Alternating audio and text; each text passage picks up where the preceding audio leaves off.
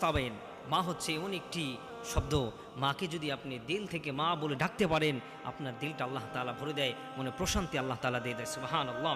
মাকে কখনো এই কথা বলবেন না, মা যখন আপনাকে কোনো কথা বলে, মা যখন আপনাকে কোনো উপদেশ দেয়, আপনি মাকে কখনো বলবেন না তুমি তো কিছুই জানো না। মা কিছুই জানে না। আপনি যখন কোনো ভাষা শিখতেছিলেন না, কোনো কিচ্ছু বুঝতেন না, কোনো কিচ্ছু জানতেন না, তখন কিন্তু আপনার সেই মাই কিন্তু আপনাকে সমস্ত কিছু শিক্ষা দিয়েছেন।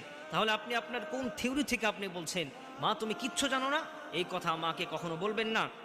নাম্বার টু, মা যদি কখনো আপনার কাছে কোনো কিছু বলে, কোনো কিছু আপনার কাছে কোনো কিছু দিচ্ছে, তখন আপনি সে মাকে বলবেন না মা তুমি আমার জন্য কি করেছো, আমার জন্য তুমি কিছুই করো নাই।